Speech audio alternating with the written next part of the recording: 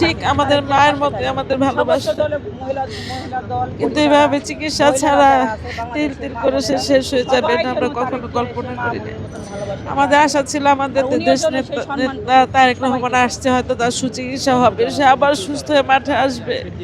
আমাদের এই স্বপ্নটা একটি দৃঢ় ছিল যে সে সুস্থ হয়ে আসবে, ছেলে আসছে চিকিৎসা করাবে, কিন্তু হঠাৎ করে এইভাবে ছেলে আসার পরে সে চলে যাবে এটা আমরা কখনো মেনে নিতে পারছি না। কিন্তু খালেদা জিয়াকে যারা এইভাবে তিল তিল করে শেষ করছে তাদের বিচার যেন আল্লাহ করে। আর আমাদের খালেদা জিয়া মা, আমাদের আপসীন মা, তাকে যেন আল্লাহ জান্নাত নসিব করেন, এটাই আমাদের চাওয়া। আর সবার কাছে, জনগণের কাছে আমার মায়ের জন্য দোয়া চাই, এটা আমাদের প্রত্যাশা।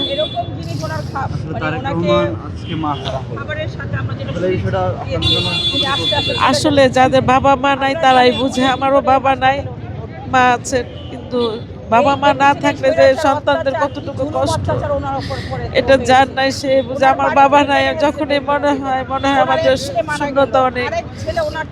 আমরাও এরকম দেখছি তারেক জিয়া যে কতটুকু কষ্টে, যে বাবাও নাই মাও নাই পাশে, তার কষ্টটা কতটুকু সেটা অনুভব সবাই আপনারাও করছেন।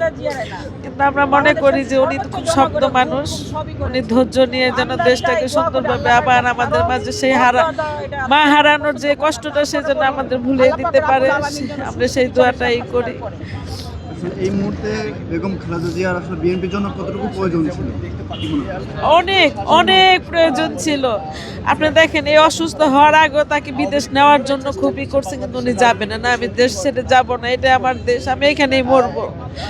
উনি জেলে যেতে পারতেন তো, ওনাকে বিদেশ নেওয়া হইতো, কিন্তু উনি যায় নাই, যে না আমি এই দেশে আছি, এই দেশেই থাকবো, এই দেশেই মরবো। আল্লাহ তার ডাক হয়তো শুনেছেন, এটাই যে তিনি এই দেশে থেকে মরতে চেয়েছেন, এই জন্য হয়তো বিদেশ তার যাওয়া হয় নাই।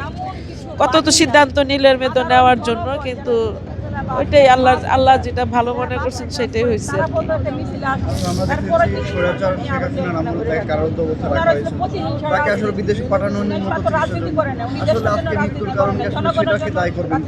অবশ্যই করব, অবশ্যই করবো। সামান্য একটা কিছুই না, যেই মামলা, এটা একটা মামলাই না, 2 লাখ টাকার মামলা এখন লক্ষ লক্ষ টাকা হয়েছে ব্যাংকে রেখে। ওইটা এই সামান্য মামলা, এইভাবে একটা নেত্রীকে হয়রানি করা, এইভাবে আজকে 17-18টা বছর তাকে কারাবন্দি করে রাখা, এইভাবে চিকিৎসা ছাড়া তাকে তিল তিল করে মেরে ফেলা।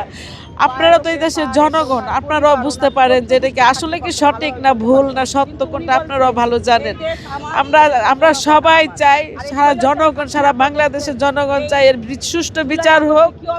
আর আমার নেত্রীকে মেরে ফেলার জন্য এইভাবে তিল তিল করে এটার বিচারের জন্য সুষ্ঠুভাবে এই বাংলাদেশের প্রধান বলে ঠিক করে, ওইটা আমরা এই চাওয়া আমাদের, এটাই আমরা এটার বিচার অবশ্যই চাই, অবশ্যই চাই আমরা, এটা আমার মায়ের বিচার।